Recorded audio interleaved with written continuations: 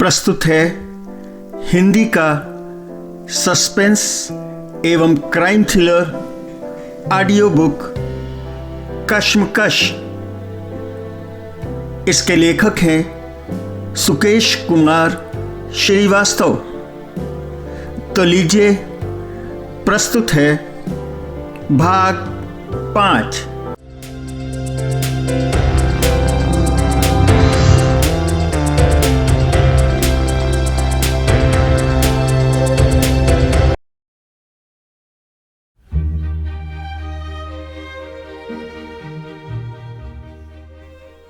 रितेश को मुंबई आए 1 हफ्ता से ज्यादा हो चुका था।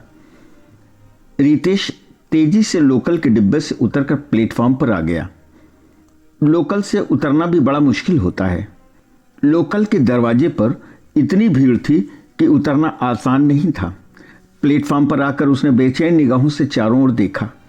उसे बिस्मिल सामने की सीढ़ियों से ऊपर जाता दिखाई दे गया। लोगों की भीड़ से रास्ता बनाते हुए वह तेजी से उसके पीछे भागा। बिस्मिल सीढ़ी से पुल पर पहुंच चुका था। वह दूसरे प्लेटफॉर्म की ओर जा रहा था, जहां पर अंधेरी वेस्ट के लिए लोकल चलने के लिए तैयार खड़ी थी। ओह, तो यह अंधेरी जा रहा था। वहां तो अंधेरी वेस्ट जग्गा पहलवान का या फिर नसीब हथौड़ा का इलाका नहीं था। वह तो बल्ला टुंडा का इलाका था। बल्ला टुंडा और नसीब हथौड़ा की आपस में रंजिश थी। यह बिस्मिल यहाँ क्यों जा रहा था, रितेश की समझ में ना आया। वैसे मुंबई में किसी को कहीं आने जाने पर क्या पाबंदी थी, पर अपोजिट गैंग के लोग सामान्यतः एक दूसरे के इलाके में नहीं जाते थे। बिस्मिल एक कोच में चढ़ गया। गाड़ी ने विसिल दे दी थी। रितेश लपक कर बगल के डिब्बे में चढ़ गया। गाड़ी ने एक झटका लिया और चल पड़ी। यह फास्ट लोकल थी और अब सीधे अंधेरी वेस्ट पर ही जाकर रुकेगी। शीघ्र ही लोकल ने स्पीड पकड़ ली और रितेश ऊपर लगे हैंडल को पकड़कर खड़ा हो गया। बैठने की सीट मिलने का तो सवाल ही नहीं था। इस 1 हफ्ते में उसने बहुत काम कर डाला था। शंकर के तो वह काफी करीब हो चुका था। शंकर के साथ उसकी लगभग रोज मीटिंग हो जाती थी। शंकर जिस फैक्ट्री में काम करता था उसमें उसकी नौकरी लगवाने की उसने कोशिश की थी, जिसमें वह सफल भी रहा था। उम्मीद थी कि 5-7 दिन में उसे वहां लेबर की परमानेंट नौकरी मिल जाएगी। शंकर के ही प्रयत्नों से उसे एक खोली भी मिल गई थी, जिसका 3 महीने का किराया रितेश ने एडवांस और 5,000 रुपये पगड़ी भी जमा कर दी थी। इसमें खास बात यह थी कि यह खोली वही थी जिसमें शहजाद रहा करता था। रितेश ने अपनी एक खाट बिस्तर भी उसमें डाल दिया था। कभी कभी वह रात में वहां सो भी जाया करता था। वैसे उसने एक फ्लैट भी किराए पर ले लिया था। यह फ्लैट उसने 15 दिन के लिए अच्छा खासा डिपॉजिट देकर लिया था। इसकी जानकारी शंकर को नहीं थी। ऐसा उसने सावधानीवश किया था। यह फ्लैट पूरा फर्निश्ड था।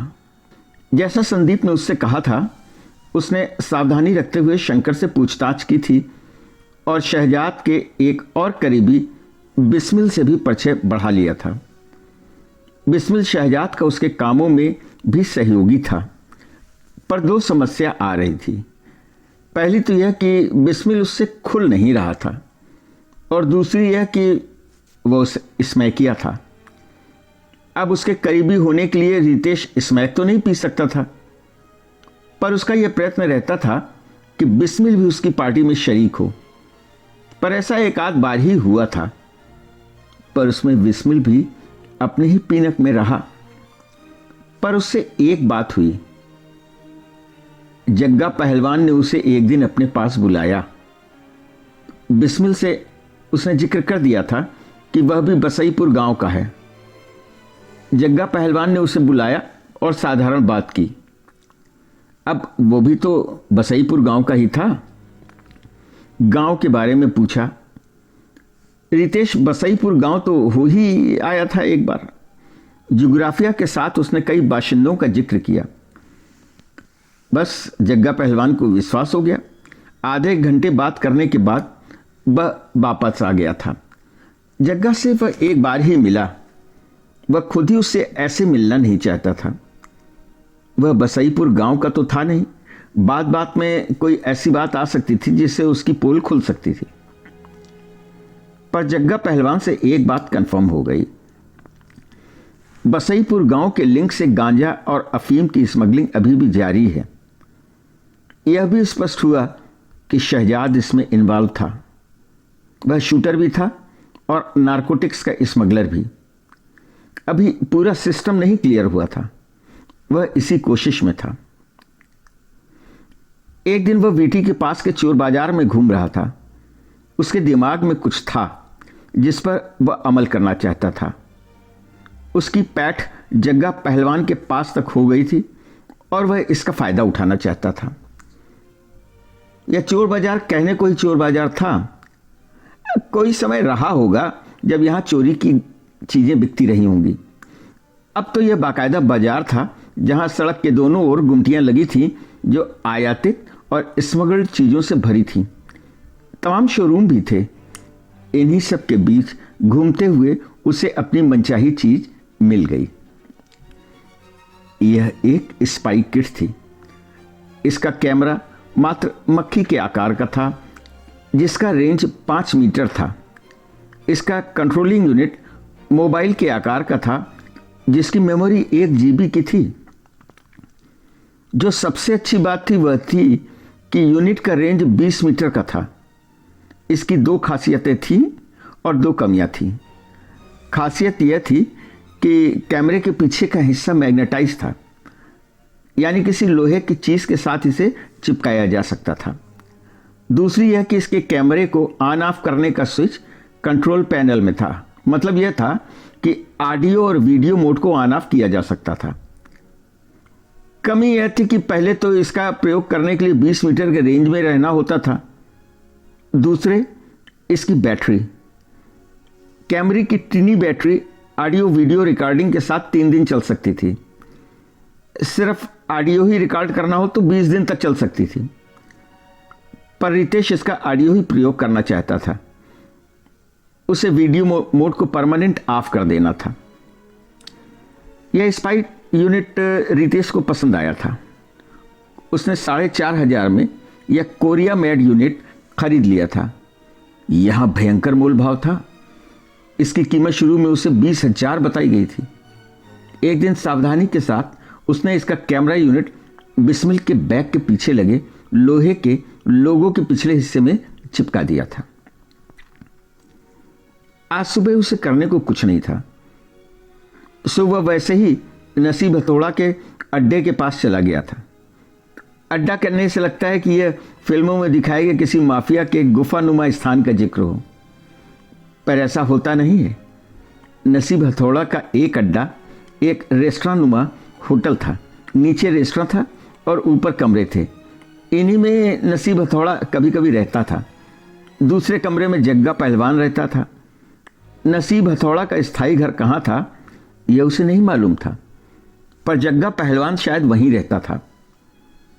रितेश आज जग्गा पहलवान और नसीब हथौड़ा की गतिविधियों पर नजर रखना चाहता था। वह बगल की चाय की एक दुकान पर बेंच पर बैठ गया और चाय का ऑर्डर दे दिया था। तभी उसे अपने कमीज की जेब में रखे कंट्रोल यूनिट में वाइब्रेशन महसूस हुआ। इसका मतलब यह था कि बिस्मिल का कैमरा उसकी रेंज में आ गया था और वह सिग्नल रिसीव कर रहा था। रितेश ने अपना ईयरबड निकालकर यूनिट से ब्लूटूथ कनेक्ट किया और ईयरबड कान में लगा लिया। आने वाली आवाजें एकदम स्पष्ट थीं। अपन तुम्हारे को इतना रिस्क नहीं लेने दे सकने का, नसीब हथौड़ा की साफ आवाज आई। काय का रिस्क बाप, बिस्मिल की थरथराती आवाज आई। यकीनन वो अभी भी हाई था। अपन को मेट्रो से जाने का और काम बजाने का, फिर मेट्रो पकड़कर वापस आएगा। मेरे को कोई जानता ही नहीं। ऐसा नहीं बोलने का बिस्मिल, जग्गा की शांत आवाज आई। अब तुमको काफी लोग जानता। शहजाद के बाद तुम हमारा असली शूटर। सबको मालूम, रिस्क तो होता। 5 लड़का लोग साथ जाने का। नसीब हथौड़ा ने अपना निर्णय दे दिया। 2 गाड़ी भी जाने का, काम करने का और गाड़ी में वापस आने का, बस।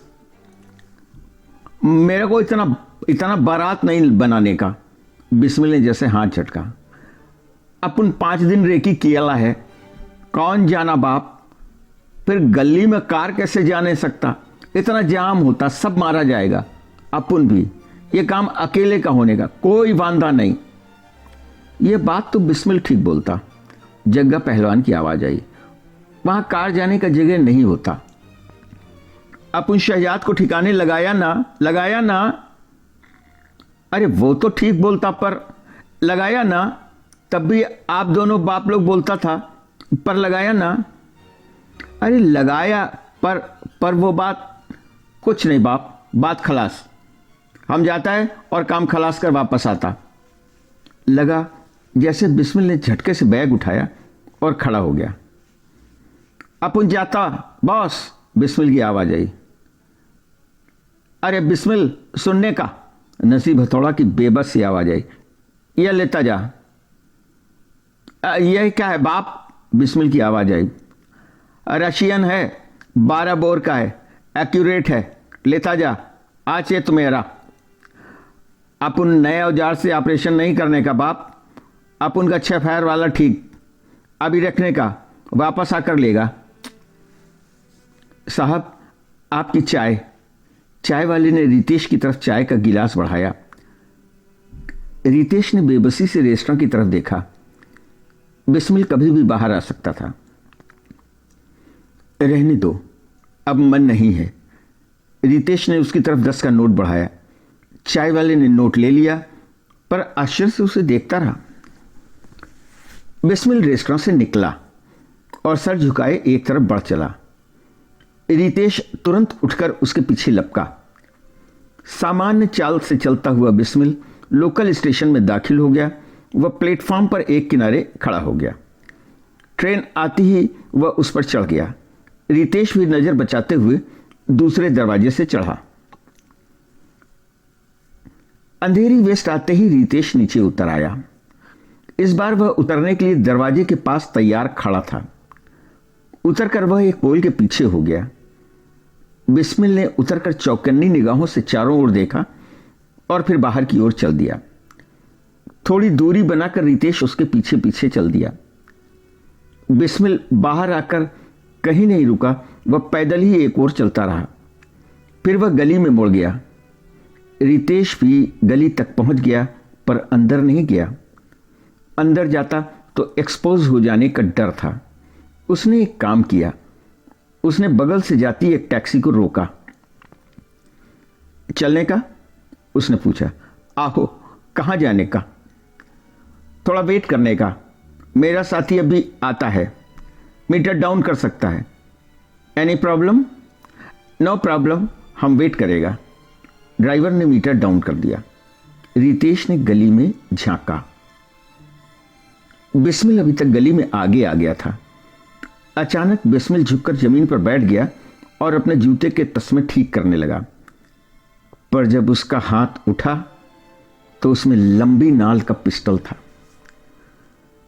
भाग रहमान, कोई जोर से चीखा। यह बिस्मिल है। पर तब तक बिस्मिल के हाथ में थमी पिस्टल से गोली चल चुकी थी। सिर्फ एक गोली चली और पान के खोखे में बैठे व्यक्ति के माथे में जाकर धंस गई। अचानक अफरा तफरी मच गई। बिस्मिल उठकर तेजी से भागा, पर पलक झपकते ही गोलियां चलने लगी। चारों तरफ से लोग निकलकर सामने आ गए थे। कम से कम 5 लोग गोलियां चला रहे थे। बिस्मिल आड़े तिरछे होकर बिजली की तेजी से गली के मुहाने की ओर भाग रहा था। वह लगभग गली के बाहर ही आ चुका था जब एक गोली उसके कंधे में लगी। बिस्मिल ने गाली बकते हुए पलटकर गोली चलाई। जो लोग गली तक आ गए थे भागकर अंदर हो गए और बिस्मिल गली के बाहर आ गया। बिस्मिल भाई, रितेश ने टैक्सी का दरवाजा खोल दिया। अंदर जल्दी। बिस्मिल ने एक नजर उठाकर रितेश को देखा और फिर टैक्सी में आ बैठा। रितेश ने भी ड्राइवर से बैठते हुए कर्कश स्वर में कहा, आगे बढ़ा। पर कहां? ड्राइवर हक्का बक्का था। ये तो ठोक दूंगा और हम जदे। बिस्मिल गुर्राया, आगे बढ़ा, जल्दी कर। गली के मोड़ से गोलियों की बाढ़ सी आई। ड्राइवर ने हड़बड़ा कर टैक्सी तेजी से बढ़ा दी।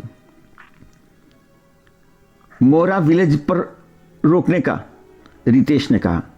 मोरा विलेज स्टेशन 3 स्टेशन दूर था। आज तुम कहां से आ गया? बिस्मिल अब निढाल हो रहा था। उसकी कमीज खून से तर हो रही थी।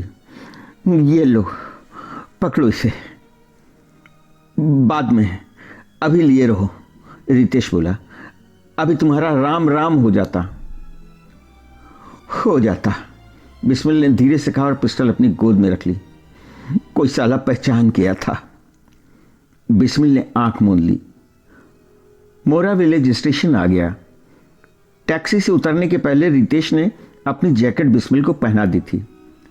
उनके उतरते ही ड्राइवर टैक्सी आगे बढ़ाता चला गया, भाड़े के लिए भी नहीं रुका। वहीं से रितेश ने दूसरी टैक्सी चिंचपोकली के लिए पकड़ ली। 1 घंटे में वे सकुशल नसीब हथौड़ा के अड्डे यानी होटल पहुंच गए।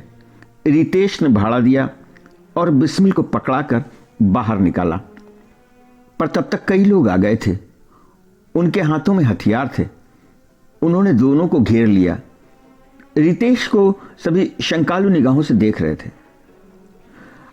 अपना भेड़ू है, बिस्मिल ने इतना ही कहा। 2 ने बिस्मिल को सहारा दिया और अंदर ले चले। रितेश पीछे था। अब उस पर कोई ध्यान नहीं दे रहा था। इस बार बिस्मिल को नसीब हथौड़ा के कमरे में ना ले जाकर एक दूसरे कमरे में ले जाया गया। यह कमरा भी बड़ा था, वह बेड वगैरह लगे थे। बिस्मिल को लिटा दिया गया। एक उम्र दराज आदमी आया और उसने बिस्मिल का जैकेट उतारकर घाव देखा। कोई बड़ा जख्म नहीं है, गोली साइड छिलते हुए निकल गई है। अभी पट्टी कर देगा, खून रुक जाएगा। इसको ग्लूकोज पानी पिलाओ।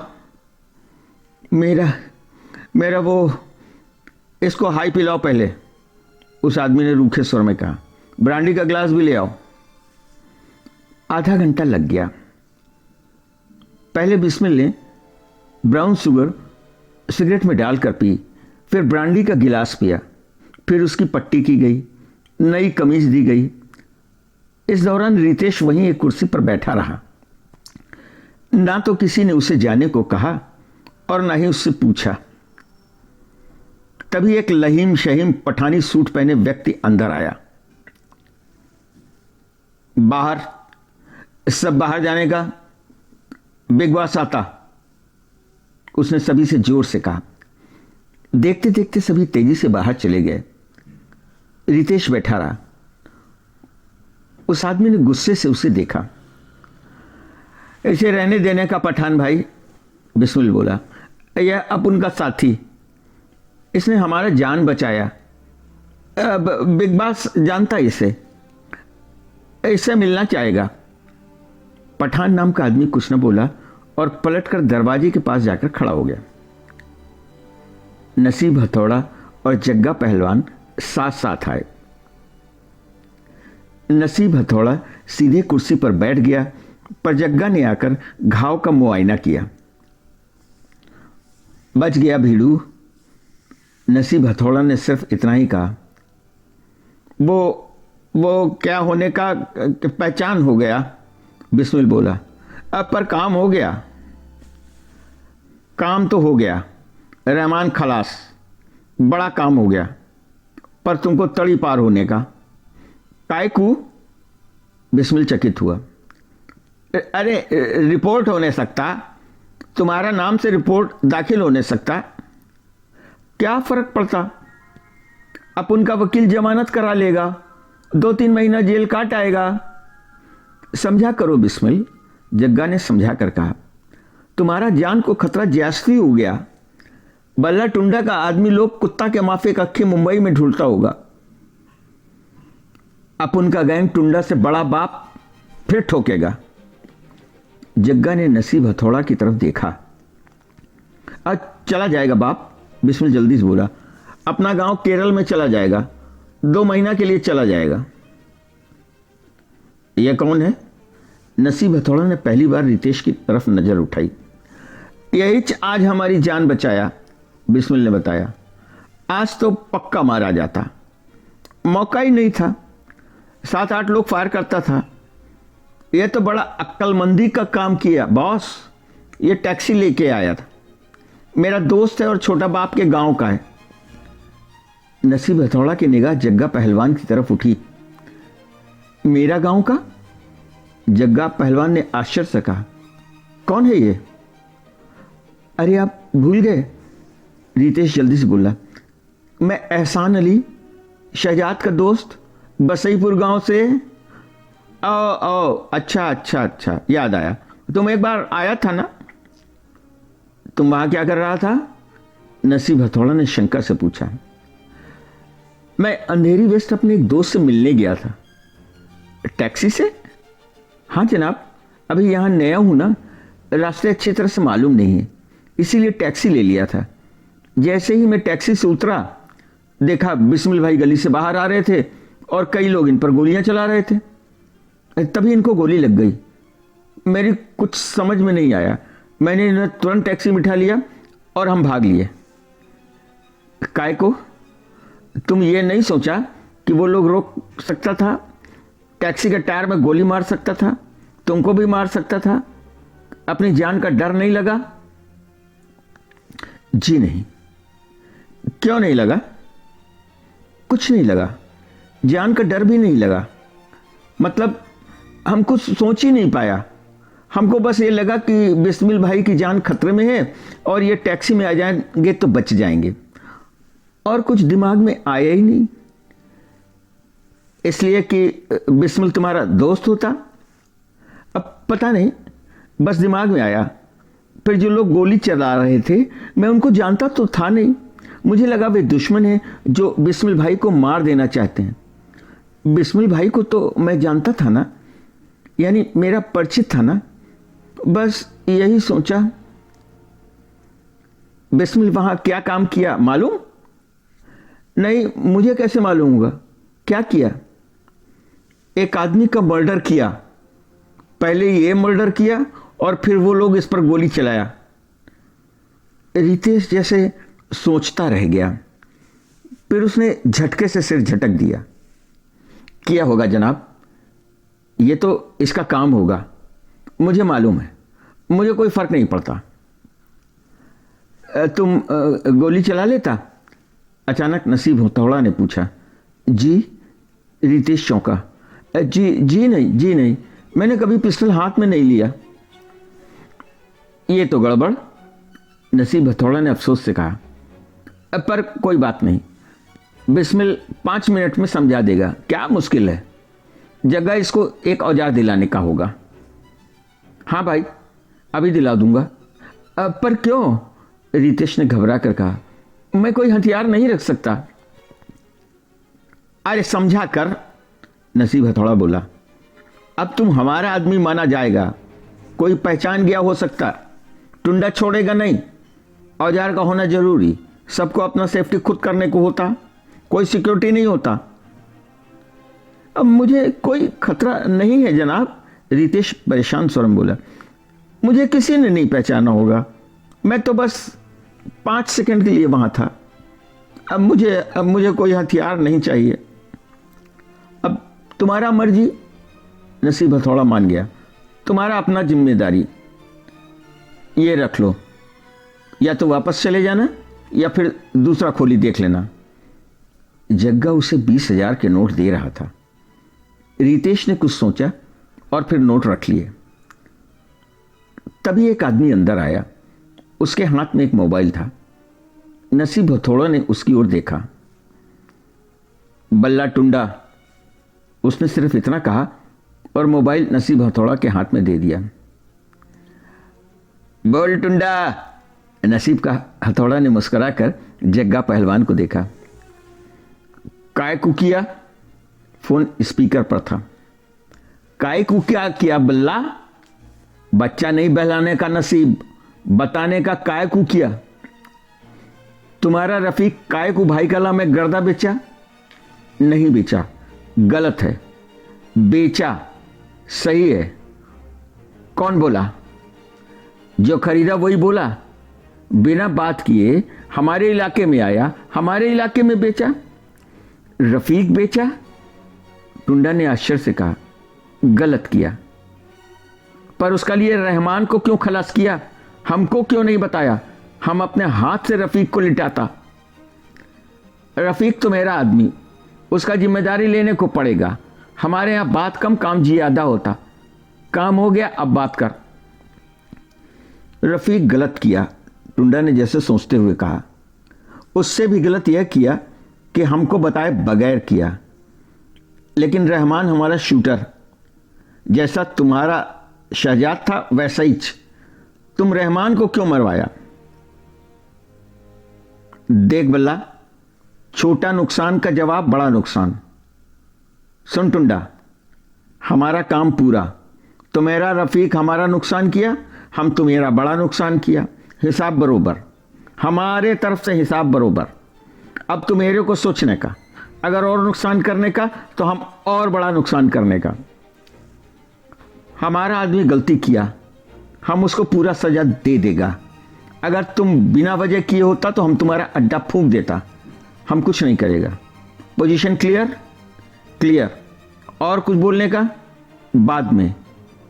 एक और बात करने का था, पर बाद में। हमारा दोनों आदमी पर तुम कोई मिसाइल नहीं टारगेट करने का? नहीं करने का। बात खत्म। नसीब हथौड़ा ने मोबाइल उस आदमी को वापस कर दिया। वह आदमी वापस चला गया। अब खोली बदलने का जरूरत नहीं। नसीब हथौड़ा ने रितेश की तरफ देखा। पर मेरे को एक बात तुमसे पूछने का। बताइए साहब, रितेश ने कहा। शहजाद जब घर गया था तो तुम मुझसे मिला था? नसीब हथौड़ा ने उसकी आंखों में देखा। शहजाद? रितेश ने होठों पर जुबान फेरा। जी मिला था, पर वह गांव नहीं आया था। उससे शहर में ही मुलाकात हो गई थी। शहर में कहां? ऐसे ही बाजार में। वह जल्दी में था, बस दुआ सलाम हुई थी। वो कोई चीज तुम्हें दिया था? चीज? रितेश वाकई नहीं समझा। कौन सी चीज जनाब? कोई भी चीज दी हो और कहा हो कि बाद में वापस ले लेगा। कुछ दी तो नहीं थी, पर चीज का आइडिया तो दीजिए, शायद कुछ याद आए। अब जैसे कोई किताब जैसी चीज। जग्गा पहलवान आहिस्ते से बोला। किताब? नहीं जनाब, हमारी उससे आधा घंटा बात हुई रही होगी। वह गांव के बारे में पूछ रहा था, पर मुझे याद पड़ रहा है कि उसके हाथ में एक किताब जैसी चीज जरूर थी, पर वह किताब नहीं थी। वह तो जैसे कोई रजिस्टर या फिर बड़ी डायरी जैसी चीज थी। वही डायरी रही होगी जग्गा। नसीब हथौड़ा उठकर खड़ा हो गया। जरूर वही ले गया होगा और वही कहीं छिपा कर रखाया होगा। साला मर गया पर जुबान नहीं खोली। खोली भी तो आधी अधूरी। जग्गा ने भी सिर हिलाया। वो भी तब जब 3 गोली खा चुका था। मर गया और डायरी की बात पूरी नहीं कर पाया। क्या यह डायरी खास थी जनाब? रितेश ने भोलेपन से पूछा। उस पुलसिए की जगह कोई मिला कि नहीं जग्गा? अचानक नसीब हथौड़ा ने जग्गा से पूछा। मिल गया है, जग्गा पहलवान ने शांति से कहा। कोई कमी नहीं है, यह हमारा काम है। आपकी सप्लाई पर कोई असर नहीं पड़ेगा बॉस, पर वाही जैसा बनने में इसे थोड़ा टाइम लग जाएगा। देख लेना। नसीब हथौड़ा उठ गया। उसके जैसा दगाबाज न निकले। क्या नाम है उसका? नाम से हमें आपको क्या लेना देना है? वैसे उसे वहां रुस्तम कहकर सभी बुलाते हैं। नसीब हथौड़ा थोड़ा भचकते हुए बाहर निकल गया। तुम अभी रहोगे या जाओगे वापस? जग्गा पहलवान ने रितेश से पूछा। 2 या 3 दिन में जाऊंगा, वहां एक इंटरव्यू है। रितेश भी उठकर खड़ा हो गया। देख लेना, अगर मन हो तो यहां चले आना, काम मिल जाएगा। तुमने विश्वास बना लिया है। जी भाईजान। जग्गा भी नसीब हथौड़ा के पीछे पीछे चला गया। रितेश ने बिस्मिल की तरफ देखा। बिस्मिल ने बैठे ही बैठे हाथ फैला दिए। रितेश ने उसके हाथ पकड़ लिए। आज तुमने मेरी जान बचाई है मेरे भाई। बिस्मिल का गला भर्रा गया। ऐसी कोई बात नहीं है बिस्मिल भाई, रितेश ने कहा। तुम कोई काम यही करना चाहो तो मैं शुरू करा सकता हूं। मैंने बहुत रुपया जमा कर रखा है। पहले जाकर इंटरव्यू देता हूं, सरकारी नौकरी है, हो जाएगा तो ठीक, नहीं तो यहीं वापस आ जाऊंगा। जग्गा पहलवान ने भी तो कहा ही है। ये वाला काम नहीं, कोई अच्छा काम, दुकान वगैरह का। शुक्रिया भाई, बताऊंगा। अब मैं चलता हूं। अच्छा जाओ, पर एक बात बताओ। पूछे बिस्मिल भाई। स्मैक पियोगे? अरे नहीं भाई, मैंने कभी नहीं पी। अच्छा किए, यह बुरी चीज है, लत लग जाए तो छूटती नहीं। जाओ, जाने लगना तो एक बार मिलकर जाना। रितेश मुस्कुरा कर घूम गया और घूमकर कमरे से बाहर आ गया। सीढ़ी से नीचे उतरकर वह रेस्टोरेंट से बाहर आ गया और पैदल चलते हुए लोकल स्टेशन आ गया। बहुत भीड़ थी, टिकट के लिए लाइन लगी थी, पर वह सीधे प्लेटफॉर्म पर आ गया, क्योंकि आल रूट मंथली पास तो उसके जेब में पड़ा ही हुआ था। तभी उसकी लोकल आ गई। वह भीड़ के साथ डिब्बे में चढ़ गया और एक किनारे खड़ा हो गया। एक मध्यम प्रकार के मुंबईया दादा का कार्य व्यवहार देखने का उसे आज मौका मिला था। उसने भी आज एक क्राइम में अनजाने में ही हिस्सा ले लिया था। एक अपराधी को सहयोग करना भी तो अपराध होता है, वह भी मर्डर जैसे क्राइम में। कैसे कर गया वह यह सब? क्या इस सब की जरूरत थी? पर छोड़ो, जो हो गया सो हो गया। मुंबई में तो ये रोज का काम था। उसका स्टेशन आ गया। तेजी से उतरकर वह भीड़ के साथ बाहर आ गया और अपनी खोली की ओर चल पड़ा। उसने तय किया था कि वह रिस्क नहीं लेगा और खोली छोड़ देगा। फिर जब तक यहां रहना है वो फ्लैट में रहेगा। पर यह डायरी का क्या चक्कर है? उसने एक काम किया था, वो कि इसका कोई औचित्य नहीं था, पर पता नहीं क्यों वह शंकर के साथ जाकर उस कबाड़ी के यहां से शहजाद का जो सामान बिकने से बच गया था वह वापस खरीद लाया था। इसमें एक लकड़ी की 4 फुट की अलमारी, एक दीवान और लकड़ी का ही एक बक्सा था। बर्तन, भांडे और चारपाई बिक चुकी थी और दरी चादर खराब हो चुके थे। अलबत्ता तकिया जरूर था, जिसे कबाड़ी ने वैसे ही दे दिया था। इसमें से दीवान को वह अपने बैठने के लिए प्रयोग कर रहा था। खोली के पास आकर उसने ताला खोला और अंदर आ गया। लाइट आ रही थी। उसने दरवाजा बंद कर लाइट जला दी। उसने शहजाद के सामान की तलाशी लेना शुरू कर दिया। अलमारी खाली ही थी। उसमें जो सामान रहा होगा उसे कबाड़ी ने निकाल ही लिया होगा। फिर भी उसका तला वगैरह उसने बारीकी से चेक किया, कुछ नहीं मिला। फिर उसने लकड़ी का बक्सा देखा, वह भी खाली था और उसमें भी कुछ नहीं मिला। दीवान पर पड़ी दरी और चादर उसने हटा दी। यह तो उसकी अपनी खरीदी हुई थी। दीवान में बॉक्स था, पर बॉक्स खाली था। उसके तले में उसे एक गुप्त खाना मिला, पर अफसोस वह भी खाली था। थककर रितेश दीवान पर ही बैठ गया। तभी उसकी निगाह तकिया पर पड़ी। अचानक उसके मन में क्या आया कि उसने तकिया उठा लिया और ध्यान से देखना शुरू किया।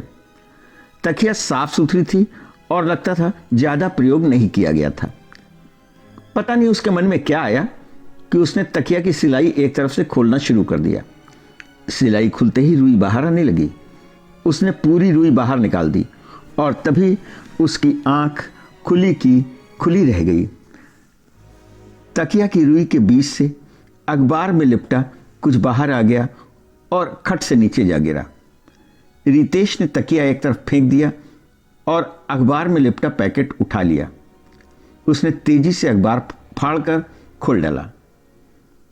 अखबार के अंदर से निकला एक रिवॉल्वर, बढ़िया साइलेंसर लगा 6 बोर वाला विदेशी रिवॉल्वर, और उसके नीचे रखी थी लाल रंग के कवर वाली फुल साइज डायरी। रितेश हड़बड़ाकर खड़ा हो गया। उसने तुरंत डायरी अपनी कमीज के नीचे बनियाइन उठाकर छिपा ली। रिवॉल्वर का उसे कुछ समझ में नहीं आया। तभी उसकी निगाह एक काले रंग की पॉलीथीन पर पड़ी जिसमें वह कभी कुछ लाया रहा होगा। उसने रिवॉल्वर उसी अखबार में लपेटकर पॉलीथीन में रख दी और लाइट बुझाकर खोली के बाहर आ गया। खोली के मालिक की परचून की दुकान इमारत के पास बाहर ही थी। रितेश ने चाबी उसकी तरफ बढ़ाई। क्या हुआ? उसने प्रश्न सूचक निगाहों से रितेश को देखा। गांव जा रहा हूं, रितेश बोला। तो तुमने तो 3 महीने का किराया एडवांस जमा किया है, चाबी क्यों वापस कर रहे हो? गांव से खबर आई है, मेरी शादी तय हो गई है। तो वापस आना है कि नहीं? अब बीवी आने को तैयार हो गई तो आ जाऊंगा, नहीं तो नहीं आऊंगा। और डिपॉजिट? आऊंगा तो ठीक, नहीं तो बच्चों को मिठाई खिला देना। अरे ये पागल है क्या एकदम? मालिक ने चाबी ले ली। रितेश अपने फ्लैट पर पहुंचा। रास्ते से उसने चिकन कोरमा व तंदूरी रोटी पैक करा ली थी। 2 कैन बियर का भी ले लिया था।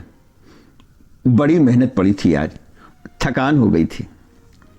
पहले वह आराम से नहाया, कपड़े बदले और फिर सामने टेबल पर चिकन और तंदूरी रोटी लगाकर बैठ गया। घर में फ्रिज था। ग्लास में ठंडी बियर डालकर उसने धीरे धीरे ध्यानपूर्वक डायरी पढ़ना शुरू किया। उसने जब संदीप को फोन लगाया तो रात के 11 बज रहे थे। क्या हुआ? संदीप की आवाज आई। नींद नहीं आ रही है क्या? वे लोग कैसे होते हैं, रितेश ने तरन्नुम में कहा, जो लोगों को काम पर लगा देते हैं और खुद मीठी नींद का मजा लेते हैं। अरे दारू पिएला है क्या? मुंबई में मैं हूं बाप, आप क्यों मुंबईया बोल रहे हैं? बाप? बाप क्या होता है? बाप का शाब्दिक अर्थ हिंदी में होता है फादर, मुंबई में होता है बॉस। बकवास का मूड है क्या?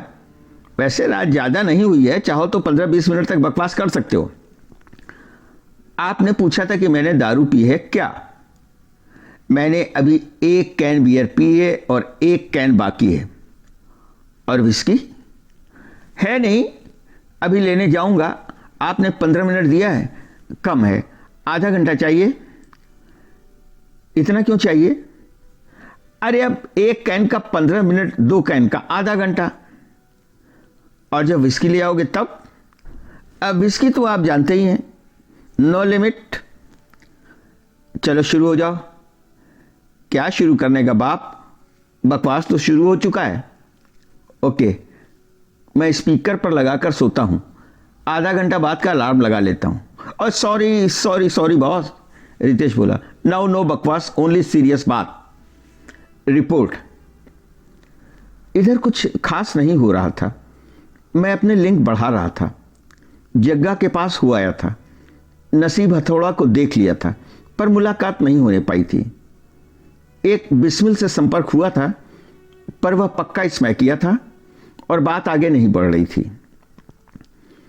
ये तो ओल्ड डिटेल है, नया डेवलपमेंट बताओ। पूरा सुनना पड़ेगा, मैं नशे में हूं, डांटिएगा तो तारतम्य में टूट जाएगा। तारतम्य? क्या यह भी मुंबईया है? यह पंजाबी है। सॉरी, पता नहीं क्या है, मतलब बतलाऊं क्या? जाने दो और बात पूरी करो। आज एकदम से बहुत से डेवलपमेंट हो गए हैं संदीप। अचानक रितेश गंभीर हो गया। मैंने कुछ किया था जिससे मैं बिस्मिल के मूवमेंट को फॉलो कर सकूं। तुमने कहा भी था कि बिस्मिल और शंकर को टटोलने की जरूरत है। मैंने वीटी के पास के चोर बाजार से एक आइटम खरीदा और उसे बिस्मिल के बैग में लगा दिया। Spy bug? Yes boss. उससे न सिर्फ ऑडियो वीडियो ही कवर होता था बल्कि रिकॉर्डिंग भी ऑटोमेटिक होता है। आज सुबह मेरे समझ में नहीं आ रहा था कि क्या करूं। मैंने नसीब हथौड़ा के अड्डे के आसपास रहने का तय किया जिससे कुछ अंदाजा लग सके। तभी मुझे मेरे बग ने बताया कि बिस्मिल वहीं है और वह नसीब हथौड़ा और जग्गा पहलवान के साथ कमरे में किसी खास काम के बारे में डिस्कस कर रहा था। रितेश ने 15 मिनट में पूरी डिटेल बयान कर दी। संदीप आश्चर्य से सुनता रहा। आज के डेवलपमेंट से कई बातें साफ हो गई हैं। रितेश बात समाप्त करते हुए बोला, मैंने सोचा तुमसे पूरा डिस्कशन करके आगे की बात तय करना जरूरी है। बड़ा बचपना किया तुमने रितेश, संदीप ने विचार कर कहा। हम रिस्क लेते हैं, यह सही है। तुमने रिस्क लिया, सही किया, पर हम कभी भी किसी क्राइम में हिस्सा नहीं बनते। हम अपनी जान की भी परवाह ना करके भी रिस्क लेते हैं, पर कानून का पालन करते हैं। एक हत्या हुई है, किसी की भी हो, चाहे उसने 20 हत्या की हो, पर उसकी हत्या करने या उसमें सहयोग करने का हमें अधिकार नहीं है। हम ही अगर यह करेंगे तो हमारा पहला उद्देश्य ही खत्म हो जाएगा। तुमने गलत किया, मैं भी महसूस करता हूं, रितेश ने गमगीन स्वर में कहा। पर यह भी सोचो कि इसी कारण से कुछ पता भी तो चल सका। मैं नहीं जानता इसकी हमारे अखबार के लिए क्या खासियत है, पर सिन्हा जी ने हमें जो काम सौंपा है उसमें तो सहायक है। फिर मैंने जो भी किया वह रैश ऑफ द मोमेंट में किया। मुझे लगा बिस्मिल मारा जा सकता है। मारा जा सकता क्या, मारा ही जाता।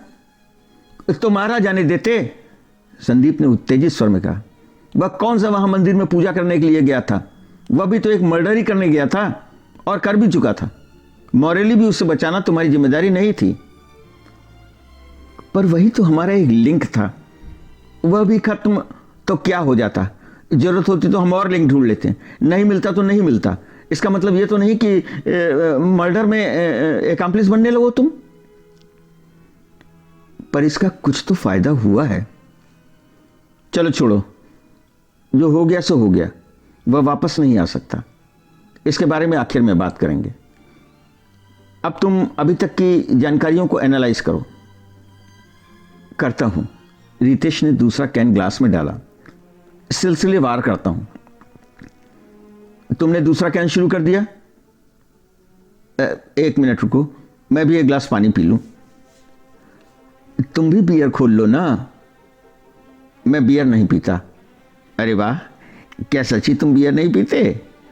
सच में बियर मुझे सूट नहीं करती, इसीलिए मैं सिर्फ विस्की पीता हूं, और विस्की है नहीं। मैं आता हूं। हाँ, सिलसिलेवार शुरू करो, पानी पीकर संदीप ने कहा। पहली बात तो यह है कि नसीब हथौड़ा, जग्गा पहलवान, बिस्मिल और शहजाद वगैरह कोई बड़े माफिया नहीं हैं। यह सभी छोटे या मध्यम आकार के माफिया या बदमाश या फिर गुंडे हैं। तो सीधी सी बात यह है कि इनके बस का कोई बड़ा ऑर्गेनाइज्ड क्राइम जैसे आर्म्स स्मगलिंग या फिर नेशनल लेवल का ड्रग ऑपरेशन भी संभव नहीं है। यह अफीम गांजा की स्मगलिंग कर सकते हैं, पर बड़ा नेटवर्क खड़ा करने की हैसियत नहीं रखते। मेरा ख्याल है तुम ठीक निर्णय पर पहुंचे हो। आगे? यह बेसिक था और इंपॉर्टेंट भी। आगे की बातें इसी लाइट में देखनी होंगी। दूसरी बात, गांजा अफीम की सप्लाई की है। यह प्रमाणित है कि यह काम पहले भी हो रहा था और आज भी हो रहा है। इसके तार बसईपुर गांव से जुड़े हैं। बसईपुर ऑपरेशन के बाद भी अभी वहां के लिंक काम कर रहे हैं। पुलिस डिपार्टमेंट में कोई रुस्तम नाम की काली भीड़ है। अब लग तो मुझे भी ऐसा ही रहा है। आर्म्स स्मगलिंग की बात हमें अपने दिमाग से निकाल ही देनी चाहिए। मैं इस निर्णय पर पहले ही पहुंच चुका हूं। आप कैसे बॉस? कुछ यहां भी हुआ है, कुछ यहां भी तो किया ही जा रहा है।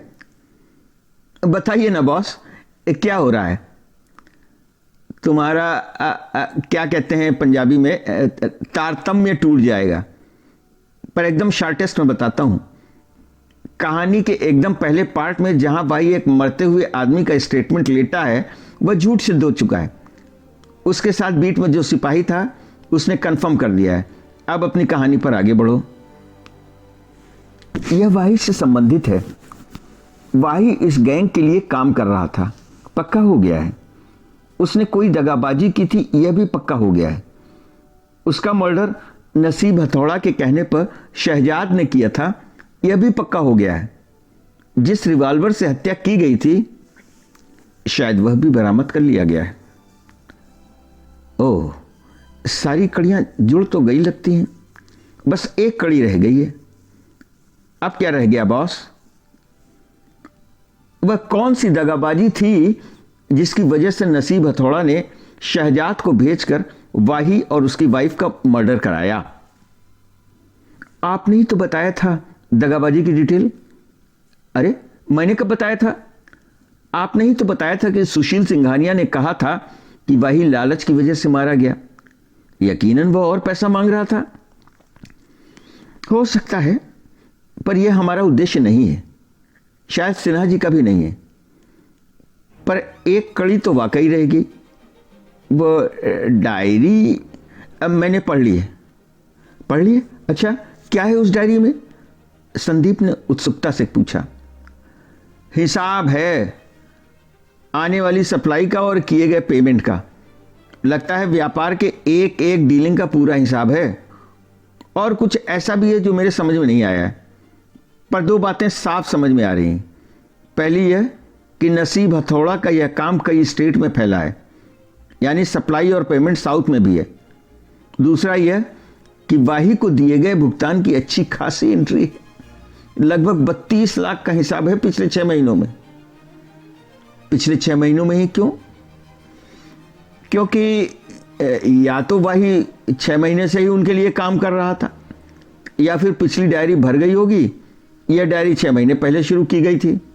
तुम्हारी दूसरी बात सही लग रही है। अब मेरे लिए क्या आदेश है जनाब? मैं फोन काट रहा हूं, सो ना जाना। 5 मिनट में फोन करता हूं।